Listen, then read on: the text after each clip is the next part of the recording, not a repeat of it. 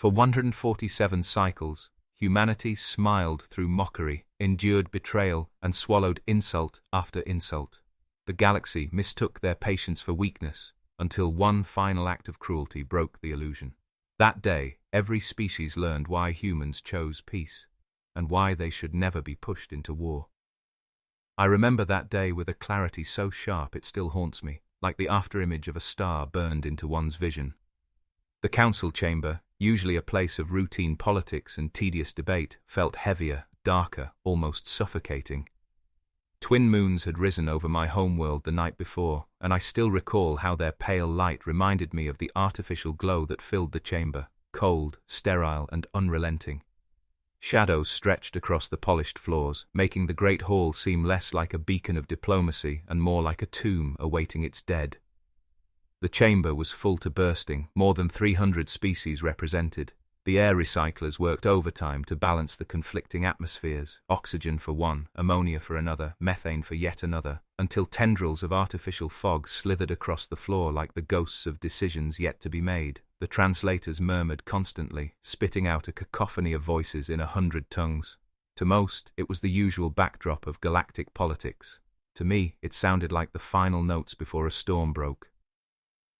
I was posted near the section reserved for the human delegation. Normally, I expected to see them shifting, fidgeting, gesturing, so full of life and restless energy compared to other species. But on that day, they were statues, perfectly still, their expressions unreadable masks of neutrality. Only their eyes moved, sharp and watchful, tracking every speaker with predator-like patience. At their center sat Ambassador Alexandra Kane. Her silver hair was bound tightly, her uniform pressed to perfection, her expression carved from stone. Even from across the hall, I noticed the tension in her hand, her knuckles whitening as they gripped the edge of her datapad. Yet her face betrayed nothing, no anger, no grief, no plea for sympathy. It was the stillness of deep waters before they break into waves. The Vexar delegation, seated across from the humans, made a poor show of hiding their amusement. Their neck frills rippled in mocking gestures, convinced that once again humanity would endure insult and humiliation with polite silence. After all, they had seen it before, everyone had. For nearly 150 cycles, humans had been the patient newcomers, offering knowledge, aid, and friendship, only to be mocked, betrayed, or dismissed. And always, they endured. Always, they smiled. But I saw something different that day. It was in their silence, in their stillness. A tension so thick I checked the atmospheric readings twice, convinced their section's mixture was off. The monitors confirmed everything was normal, but the air itself seemed charged, as though the humans breathed not oxygen but fire, waiting for release. When High Counselor Prielthan droned on with his pompous speech, calling the tragedy of the stellar dawn a regrettable accident, the humans did not react outwardly. Not a twitch, not a whisper, yet I felt it in my core that something immense and unstoppable had shifted. We mistook their patience for weakness. That day, as I watched Ambassador Kane's frozen stillness, I realized with a chill that patience was never weakness, it was restraint, and restraint, once broken, would change the galaxy forever. To understand the day humanity's patience finally snapped, one must first understand how long they endured. The younger generations see only the aftermath, the fleets, the fire, the fear, but they do not know the centuries of insult that came before. I remember, for I was there, and I saw how many chances were squandered. When humanity first joined the Galactic Council 147 cycles ago, they came not with demands, but with gifts. They brought cures for diseases that had ravaged entire species for generations. Their expertise in trauma care and genetic repair was decades ahead of our finest healers. The Vexar, ironically, were among the first beneficiaries. Human doctors stabilized colonies devastated by radiation storms, saving countless lives. The gratitude was effusive. For a time. Yet, when humanity requested Vexar shielding technology in return, technology that would have protected their fragile ships, the Vexar laughed it off. Too advanced, they said. Humans could not possibly comprehend it. This became a pattern. Humanity gave, the galaxy took, and when repayment was asked, excuses followed. I recall the infamous agricultural exchange. Humans shared drought-resistant crops with 17 starving colonies, plants that thrived in soil where nothing else lived. For a brief shining moment, famine receded, but the Heen Consortium, whose profits relied on food monopolies, released engineered parasites to wipe out those very crops. When humans presented evidence, High Councillor Prielthan waved it away as natural failure due to human inexperience, yet even then, they endured. The MX Troll owe their survival to humanity. It was human astronomers who warned them of a massive solar flare, one that would have scoured their homeworld clean. Evacuations were ordered, billions saved. In gratitude, the MX Troll promised their sacred faster-than-light communication technology. At once the danger had passed, their tone changed. Our ancestors entrusted us with this gift. It cannot be shared with outsiders. And so it went, over and over. Each betrayal cut deep. But humanity's response was always the same, measured, patient, polite. They smiled while others mocked them. They nodded while others stole from them. Entire generations of diplomats honed the art of waiting, giving the galaxy every opportunity to rise above selfishness. The Vexar even coined a joke. How do you spot a human diplomat? They're the ones still smiling after you've stolen their credits. But beneath that smile, patience was hardening into something else. I noticed it in subtle changes. Human diplomats, once lively and eager to host cultural exchanges, grew quieter. Their festivals dwindled, their speeches shortened. They still attended council meetings, but they spoke less, choosing instead to observe. Their quarters, once decorated with art and plants from 100 worlds, became stark and utilitarian. Their exercise facilities, however, grew louder. Training increased by 300%. Looking back, it is painfully obvious. Their restraint was not infinite. Their silence was not submission. They were recording every slight, documenting every broken promise, learning every weakness of those who underestimated them. We told ourselves they were too weak, too naive, too new to matter. But the truth was far more dangerous. Humanity was waiting, and when patience finally gave way, they were ready. Instead, it became a grave. The Vexar claimed a navigational error drew the ship into the gravitational pull of a gas giant, causing it to break apart. A tragedy, they said, unpreventable. They called it the fault of human technology, primitive, flawed, unworthy of the stars. Many species were all too eager to nod along, grateful that the messy affair could be filed away as just another unfortunate accident. But it was no accident. The humans, meticulous as ever, had prepared for such betrayals. The stellar dawn carried quantum entanglement recorders, every system log, every sensor reading, every desperate transmission stored simultaneously on Earth in a secure archive. When the recordings were revealed, the truth left no room for doubt. Energy weapon signatures, targeting locks, precision strikes against the engines and escape pods. The stellar dawn had been murdered, and its passengers slaughtered. I still remember that council session. Ambassador Alexandra Kane stood before us, her posture straight, her face calm, her voice steady. With perfect composure, she played the recordings. We heard the alarms wailing through the ship's corridors. We heard engineers calmly working until the final moment, trying in vain to stabilize a failing reactor. We heard a teacher leading children in song, their innocent voices rising in harmony, cut off in an instant by the flash of an energy beam. We heard a mother's lullaby to her child just before their pod was obliterated. The chamber cracked under the weight of those sounds. Several delegates excused themselves, unable to listen. Even High Councillor Prielthan's pompous breathing bladders deflated in unease. The Vexar representatives shifted in their seats, frills pressed flat in discomfort, and yet discomfort was not enough. Ambassador Kane did not weep, she did not rage. She requested, formally, a council investigation into the tragedy. Her petition was flawless, citing precedents stretching back millennia. She followed every procedure, dotted every mark, bowed to every law of galactic diplomacy. For 47 standard days, humanity filed reports, requested hearings, pleaded with civility, and still, the Council rejected them. When the vote came, the outcome was never in doubt. 312 species against, 1 in favor.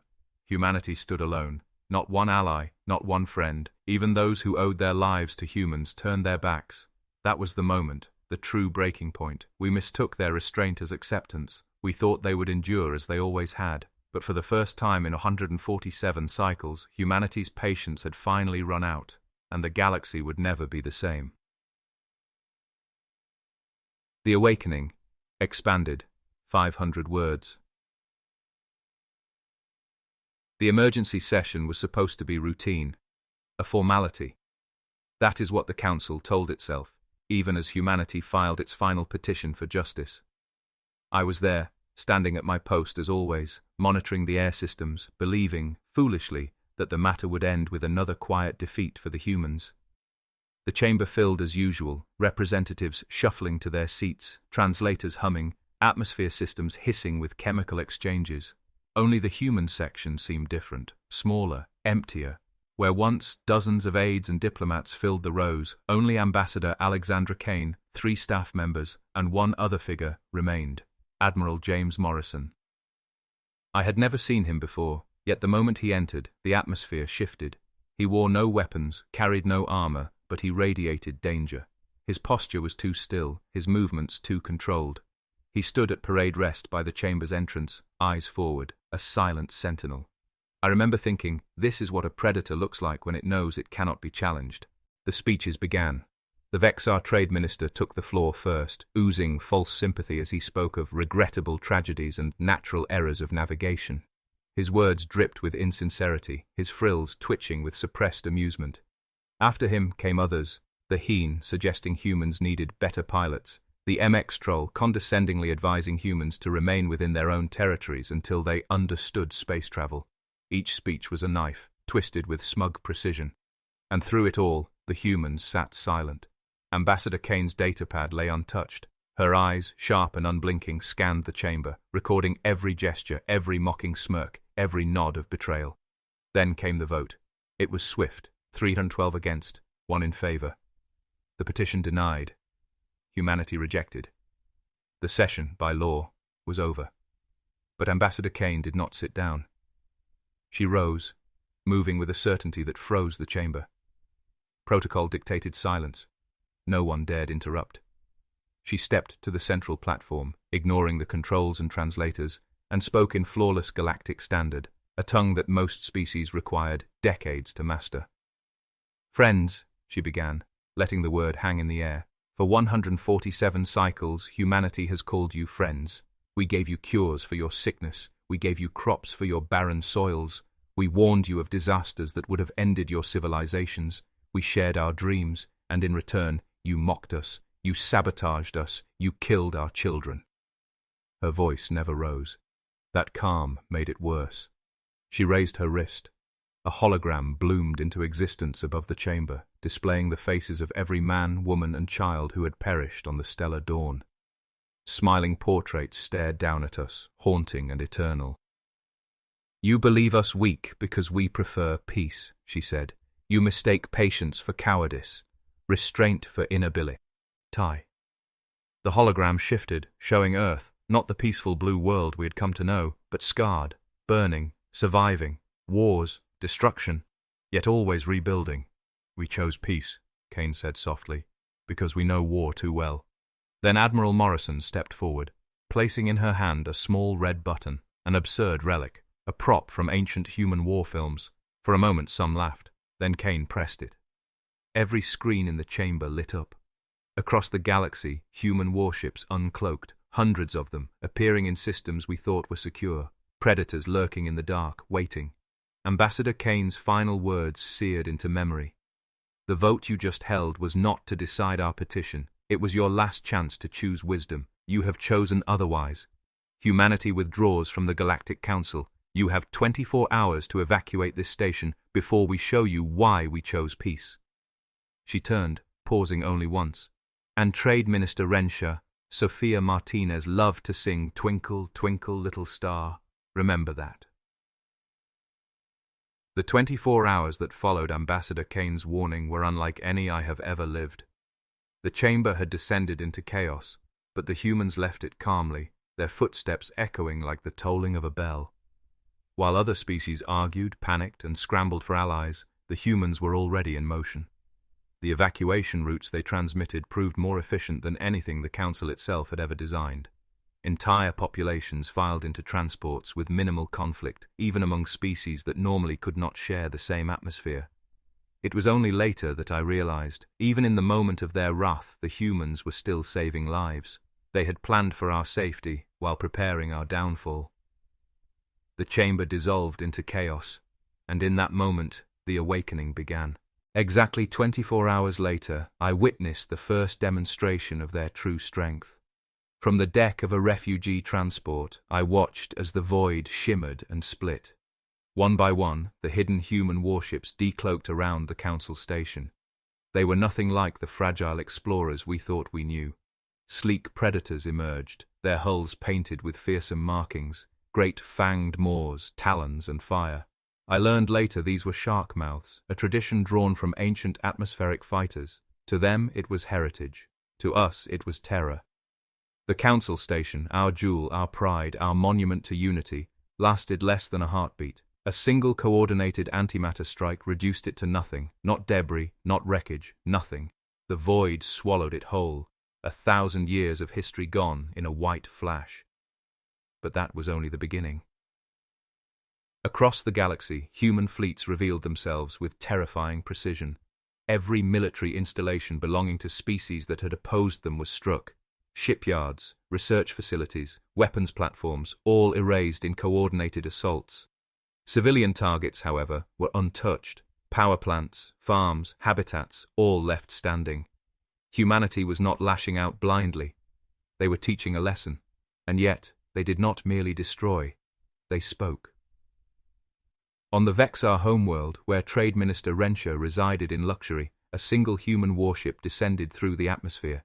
Its external speakers blared a simple melody, "Twinkle, twinkle, little star."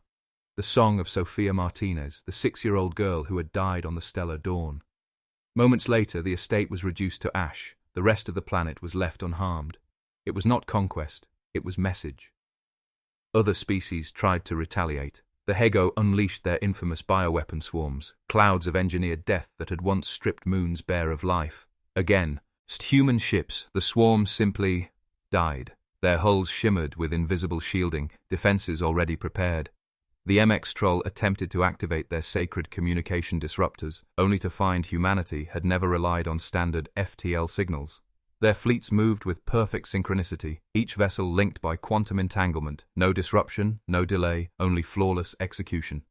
Then came the drop troopers, human soldiers in armored shells, falling from orbit like meteors, their impacts shaking the ground.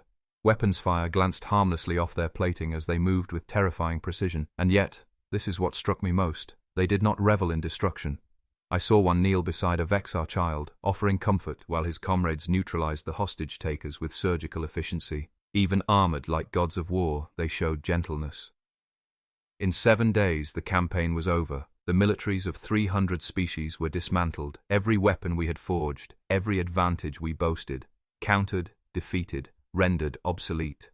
Humanity could have ruled the galaxy by fear. Instead, they revealed only enough to ensure we understood one truth. The campaign lasted 7 standard days. In that short span, humanity dismantled everything we thought unshakable. Every weapons depot, every shipyard, every fortress the Council had boasted of for millennia lay in ruins. And yet, when the dust settled, the galaxy was not theirs to command. Instead of conquest, they offered something far more radical, a future. Their patience had never been weakness. Their kindness had always been a choice, and now the galaxy finally understood what it meant when that choice was withdrawn. The Council station, the symbol of our collective arrogance, was gone, obliterated in the first demonstration of their power. Where it once drifted in orbit, a new monument would later stand, the Stellar Dawn Memorial. But in those first days, the void felt like a wound. Leaders of countless species scrambled, fearing humanity would now demand servitude, reparations, or territory. We expected chains. Instead, we received a charter. It was Admiral James Morrison who delivered the message, his hologram appearing simultaneously on every world, every colony, every habitat in known space. His words were not shouted, they were spoken in the same calm tone Ambassador Kane had used in the chamber. Humanity will no longer tolerate aggression against innocents, of any species. We offer peace, as we always have, but now it is peace backed by strength. Choose war, and you will face us. Choose peace, and you will find us beside you. It was a declaration, yes, but also a revelation. Humanity was not here to rule, they were here to enforce, not dominion, but accountability, and to prove their sincerity, they gave gifts once more. Medical databases were opened containing cures for plagues that had ravaged dozens of worlds for centuries. Human aid ships appeared in famine-stricken systems, distributing food to the starving. On colonies struck by natural disasters, their war fleets pivoted instantly into relief operations, dropping supplies instead of bombs. The same ships that had erased our armies now carried medicines, shelters, and tools. Their message was unmistakable: we could destroy you. Instead, we choose to save you. This dichotomy unsettled many, myself included. I had seen their fleets annihilate the proud station where I once served. I had seen them turn entire strongholds into dust. And yet, on the very next day, I also saw human soldiers kneeling beside wounded non-Hage. Humans, applying bandages, offering water, speaking gently to frightened children. In their hands, the same hands that wielded devastation, lay the power of healing. Not all accepted this new order quietly. The Vexar, ever prideful, launched their reserve fleet in one desperate attempt to strike at Earth itself.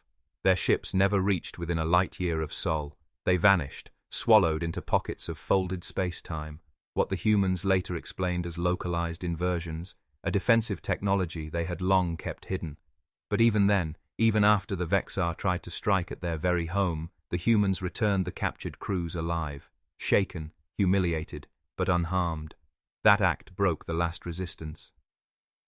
The new Galactic Charter was signed beneath the watchful gaze of human warships.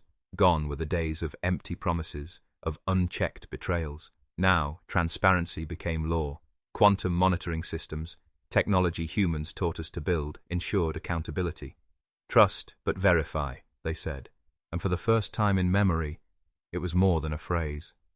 The balance of power shifted. No longer did the old species dominate the young. No longer could monopolies hoard technology or strangle trade.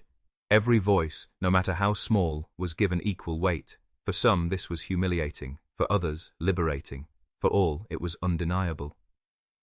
And what of humanity? After displaying such strength, after proving they could bend the galaxy to their will, they returned not as overlords, but as stewards.